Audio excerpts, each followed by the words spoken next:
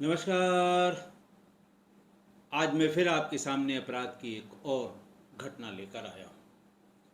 आज के अपराध की घटना कुछ पुरानी है, लेकिन उसका फैसला या उसका आउटकम या उसका अनावरण बिल्कुल हालिया है, हाल फिलहाल का है।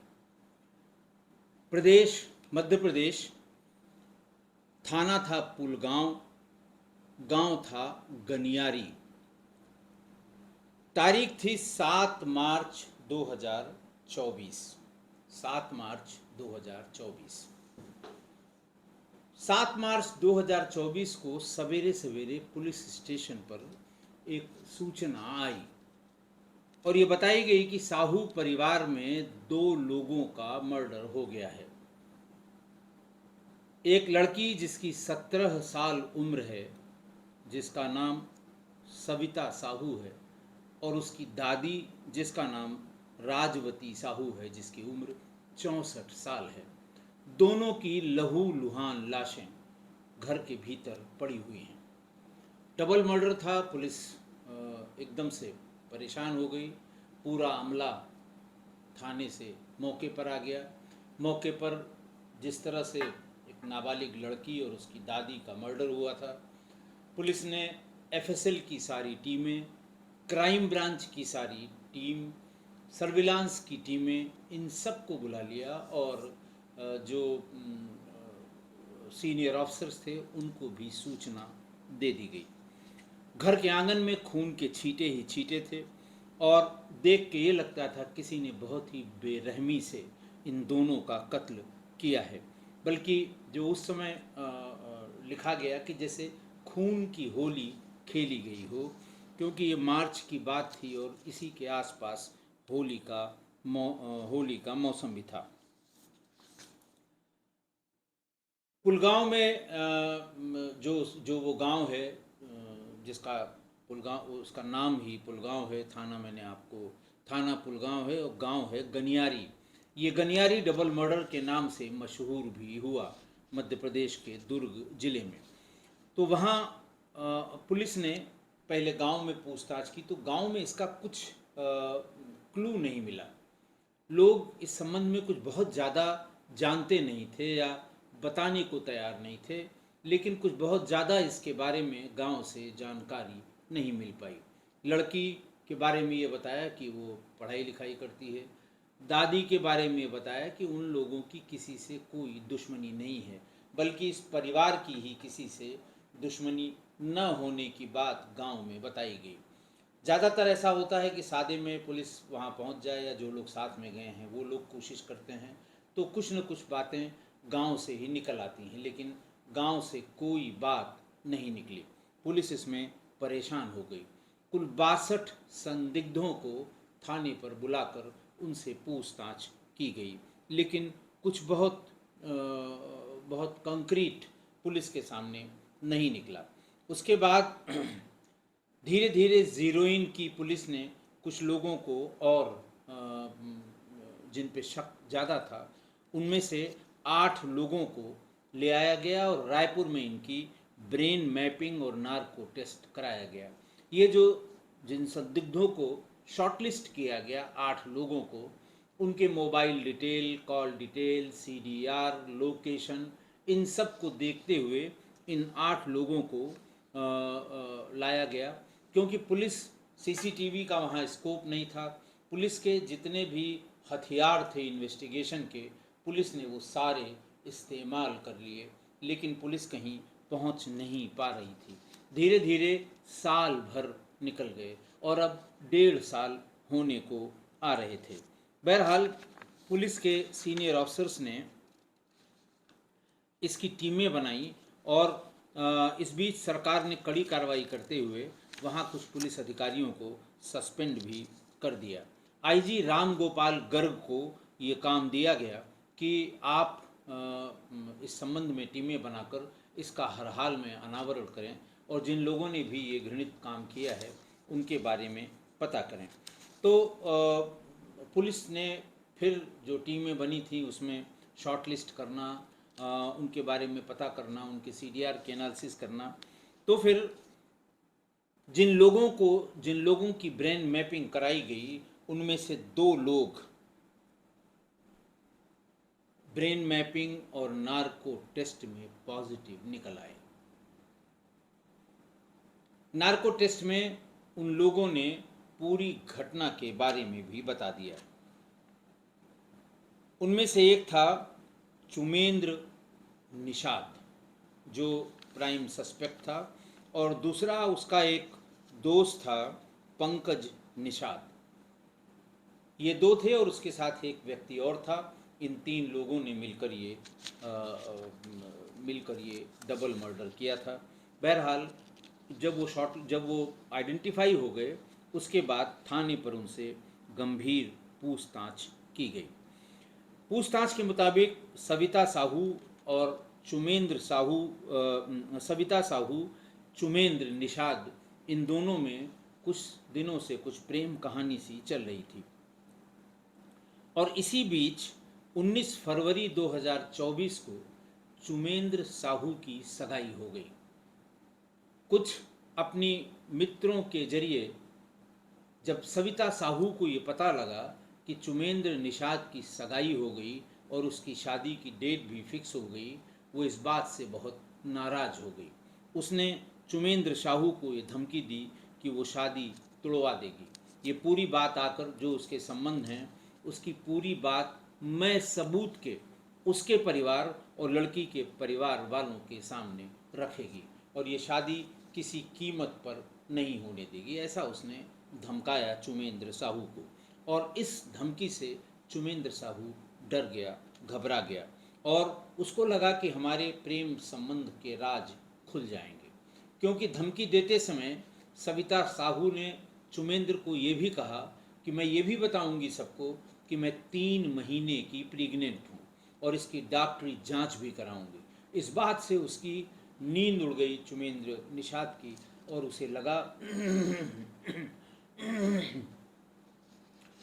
लगा कि शायद अब उसकी शादी भी न हो पाए जो तय हुई है और उसकी बदनामी भी हो। इसलिए उसने उसी दिन, जिस दिन उसने धमकाया, जिस दिन उसने फ़ोन किया, उसी दिन अपने दोस्त पंकज निषाद से संपर्क किया। पंकज निषाद शराब का व्यवसायी था और चुमेंद्र निषाद का बहुत नज़दीकी दोस्त था। उन लोगों ने पूरा प्लान किया, कैसे करना है, कैसे बचना है, कैसे पता न लगे, इस तरह की सब बातें तय करके चुमेंद्र वारदात से पहले अपने दोस्तों के साथ घुघसी डीह गांव चला गया और गांव में काफ़ी देर रुककर उसने बहुत से लोगों को, जो 3 लोग थे, ये चुमेंद्र, पंकज और उसका दोस्त, बहुत से लोगों को फ़ोन किया। उसे पता था कि पुलिस सीडीआर तलाशेगी, सीडीआर में ढूंढेगी और मेरी लोकेशन घटनास्थल से बहुत दूर वो घुघसी डीह गांव में आएगी। बहुत कई लोगों से दोनों ने 10-10, 15-15 लोगों से देर तक बात की और 1 से 1:30 बजे के बीच में वो वापस लौट आया और उसने फ़ोन करके अपने भाई से दरवाज़ा खुलवाया और फिर जब वो भाई सोने के लिए चला गया तो ये भी सब उसने एलिबी क्रिएट की थी कि एक तो हम वहाँ की लोकेशन आएगी, दूसरी बात घर की लोकेशन आएगी, भाई ये बताएगा कि हाँ ये शाम को घर आ गया था, इतने बजे रात में यहीं सोया था। तो वहीं उसने मोबाइल स्विच ऑफ कर लिया घर के भीतर जाने पर, मैं दोस्तों के। फिर वहाँ से भाई के सोने के बाद वो वहाँ से बाहर निकला और अपना जो तीसरा दोस्त था उसकी स्कॉर्पियो मंगवा ली। वहीं से 1 किलोमीटर दूर पर वो खड़ी की गई थी और उसकी स्कॉर्पियो का नंबर था CG06E6666, VIP नंबर कहते हैं इसे। वहाँ बुलवाया गाड़ी को और गाड़ी पे तीनों सवार होकर लड़की के घर के सामने पहुँच गए। लड़की के घर के सामने थोड़ी दूर पर स्कॉर्पियो खड़ी करके चुमेंद्र अपना मोबाइल लेके लड़की के दरवाजे पर पहुँच गया। मोबाइल से उसने लड़की को फ़ोन किया। लड़की यानी सविता साहू को उसने फ़ोन पर कहा कि मैं दरवाजे के बाहर खड़ा हूँ और तुम बाहर आ जाओ, तुमसे कुछ ज़रूरी बात करनी है। तुम्हारे मन की हम सारी शंका दूर करने के लिए आज रात के इस समय आए हैं। तो लड़की ने सोचा कि जरूर मेरे दरवाजे तक आया है तो कोई न कोई बात होगी। उसने दरवाज़ा खोल दिया। साजिश के तहत वो लड़की से झूठ बोलते हुए कहा कि उसने लड़की से कहा कि मैं तुमसे शादी करूंगा, मैं इस सगाई को मैंने तोड़ दिया है और अब मुझे तुमसे ही शादी करनी है, इसलिए तुम मेरे साथ भाग चलो। मैं गाड़ी लेकर आया हूँ, मेरे साथ कोई और नहीं है, हम दोनों भाग कर चलते हैं और कहीं ग्वालियर या दूसरी जगह का नाम बताया, वहाँ पर शादी कर लेंगे। वहीं पर एक कमरा हम लोगों ने देख रखा है, वहीं पर हम दोनों अपनी शादीशुदा ज़िंदगी बिताएंगे। लेकिन लड़की को उसकी बात पर यकीन नहीं था और उसने ये कहा कि देखो तुम्हारी सगाई हो चुकी है, मैं तुम्हारे साथ किसी कीमत पर नहीं जाऊंगी। इसी बीच उसने कहा कि तुमने ये बात मुझे फ़ोन पर बताई कि तुम 3 महीने की प्रेग्नेंट हो, ये बात तुमने पहले क्यों नहीं बताई? तो उसने कहा मैं पहले क्या बताती तुम्हें, मुझे कभी सपने में भी ये शंका नहीं हुई कि तुम किसी और से शादी करोगे। थोड़ा समय बीत जाता, फिर हम लोग शादी कर लेते ताकि बच्चा होने पर किसी को कोई शक शुबहा न होता। वो एकदम से उसने कहा कि लेकिन ये तुम्हें बात बतानी चाहिए थी। और जैसे ही उसने कहा कि मैंने बिल्कुल नहीं बताई और मैं तुम्हारी बच्चे की तुमसे 3 महीने की प्रेग्नेंट हूँ, इतना कहते ही और वो किसी कीमत पर उसके साथ जाने को तैयार नहीं हुई। और इसी बीच साथ में आए पंकज निषाद ने उस गर्लफ्रेंड चुमेंद्र को अपने पीछे खोसी हुई एक कुल्हाड़ी, तेज कुल्हाड़ी उसको दे दी। और इसके पहले कि वो घर के भीतर, घर से 5 कदम, दरवाजे से 5-6 कदम दूर आकर वो चुमेंद्र से बात कर रही थी, तब तक वो कुल्हाड़ी लेकर आ गया पंकज, और पंकज के हाथ से कुल्हाड़ी छीनकर चुमेंद्र ने उसके सिर पर वार किया। वो भागकर भीतर की तरफ गई और उसकी चीख निकल गई।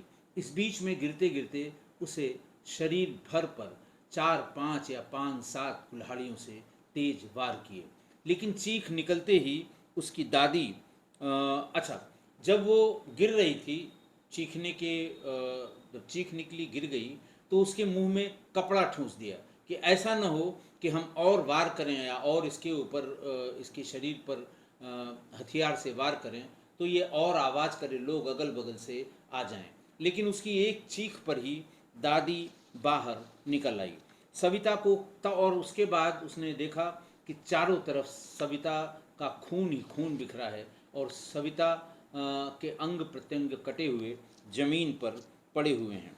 तो उसने चिल्लाने की कोशिश की, तीनों ने उसका मुंह दबाकर उसे भी वहीं गिरा दिया और उसके गर्दन पर चाकू और उस गड़ासे से कई बार वार किया।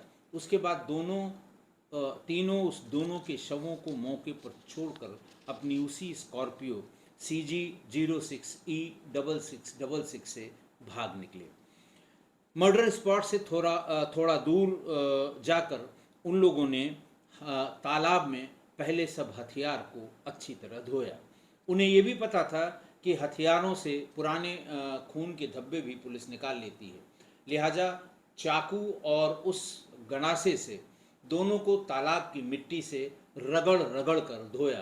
तालाब की मिट्टी में उसको डुबो डुबो कर और उसे जैसे कहते हैं मिट्टी में धंसा धंसा कर और फिर धोया ताकि खून के सारे निशान इससे मिट जाएं। इसको उसके बाद सभी आरोपी अपने घर चले गए।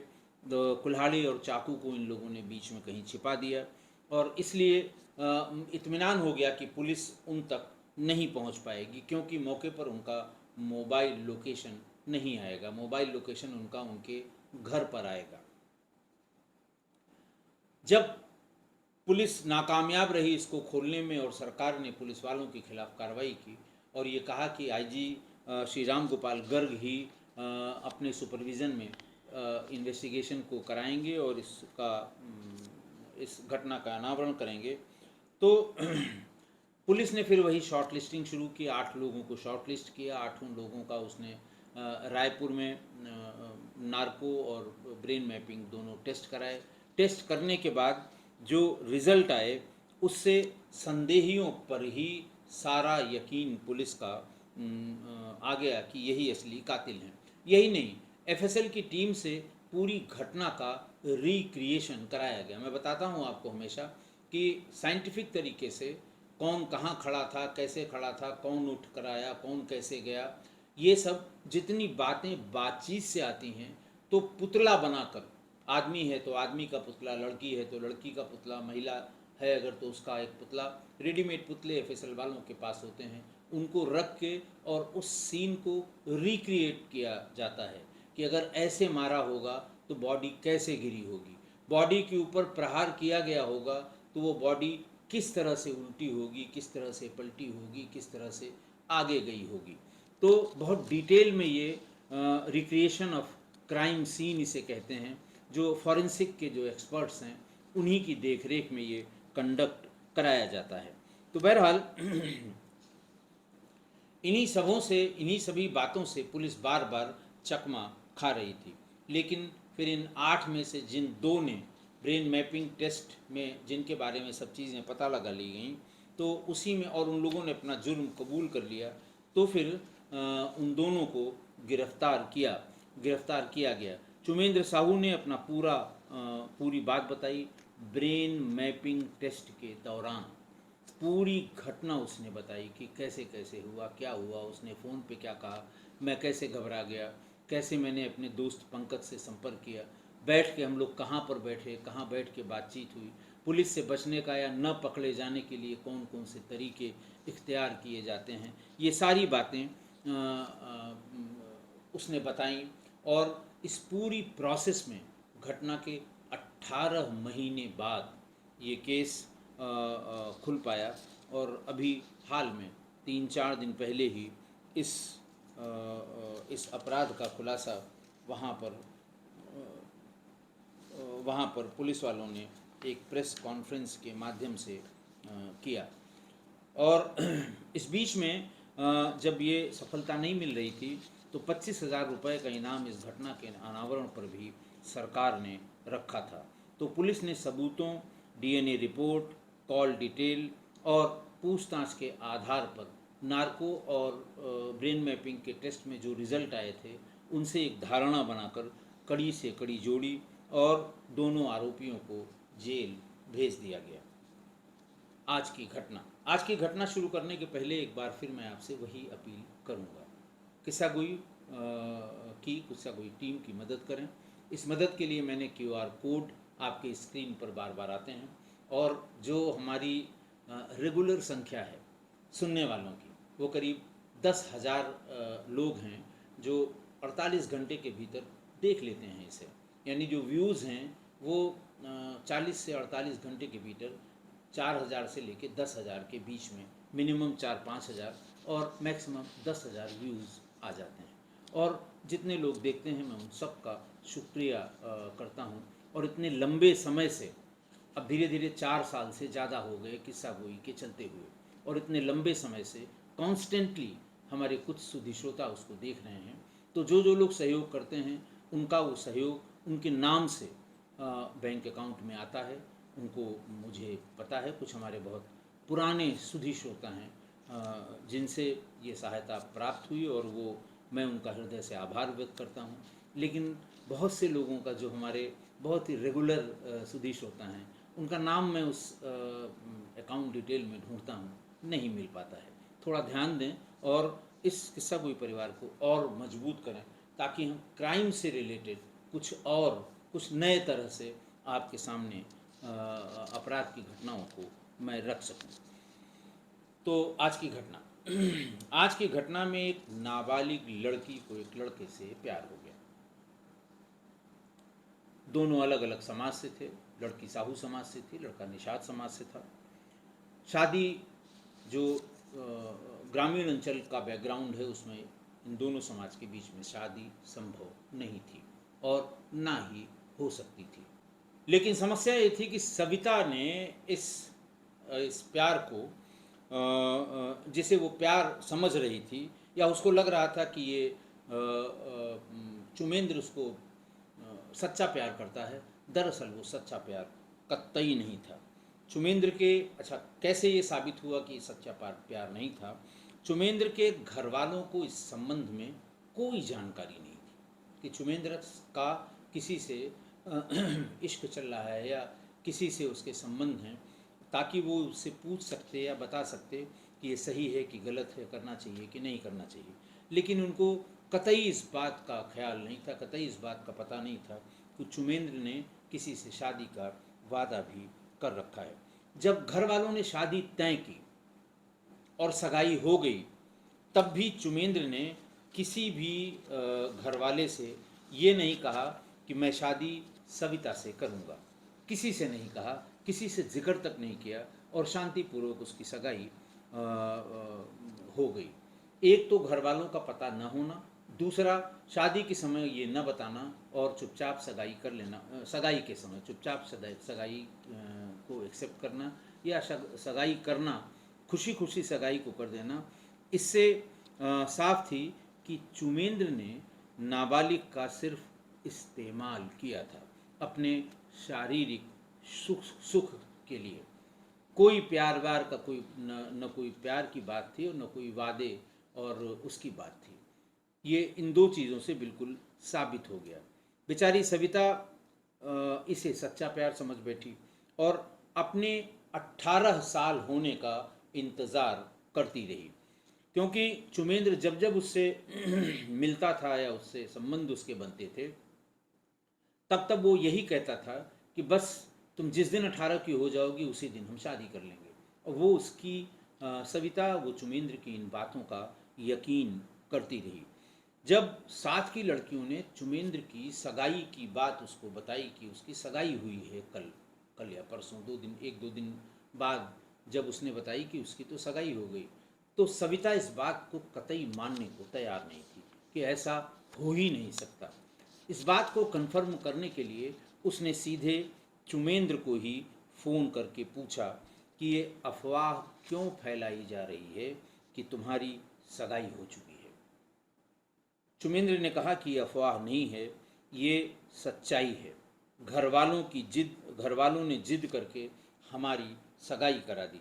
सविता ने कहा कि तुमने उन लोगों को नहीं बताया कि मैं सविता से शादी करूंगा। वो चुप हो गया, वो एक शब्द नहीं बोला और सविता के पैरों तले जमीन खिसक गई।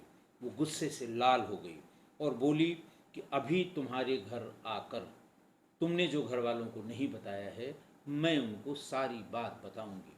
और तुम्हारे घर ही नहीं, जिस लड़की से तुम्हारी शादी तय हुई है मुझे उसका भी पता है, उसके घर वालों को भी और पूरे गांव को बताऊंगी कि तुम्हारी सच्चाई क्या है।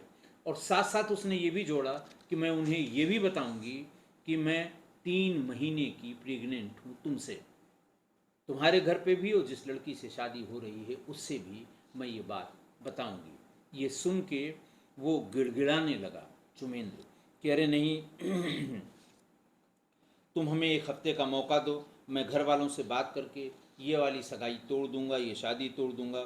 शादी तुमसे ही होनी है। अगर घर वाले नहीं मानेंगे तो शादी हम भाग कर करेंगे, हम लोग भाग चलेंगे और भाग के शादी करेंगे।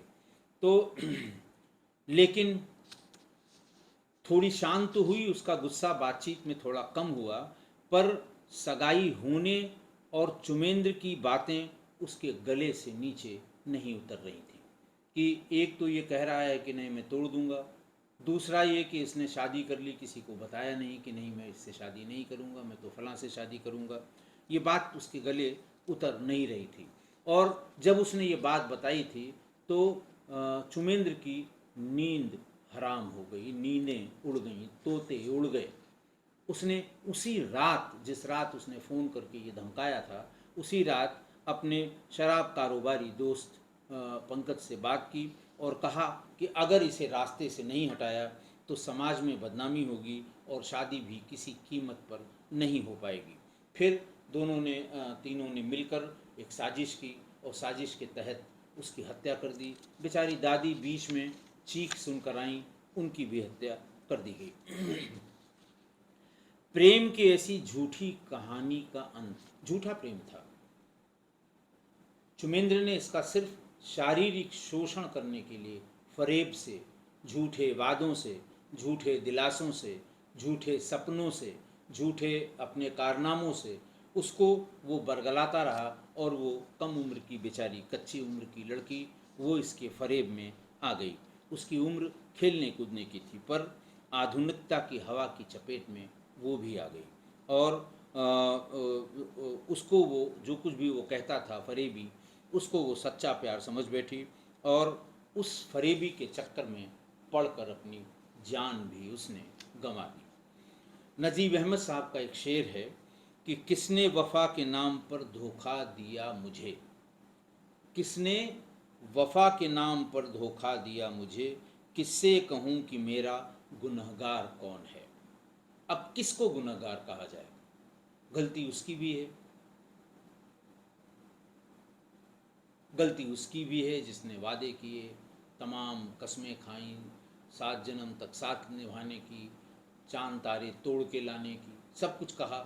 तो अब कौन उसका गुनहगार है, अब ये किससे कहें। और जिसने वफा के नाम पे धोखा दिया है, अब उसका कोई मतलब नहीं है, वो जान से हाथ धो बैठी। आशा है आप भी नज़ीर मोहम्मद साहब के शेर से सहमत होंगे, मेरी भी राय से सहमत होंगे। आज के लिए इतना ही। बहुत बहुत धन्यवाद।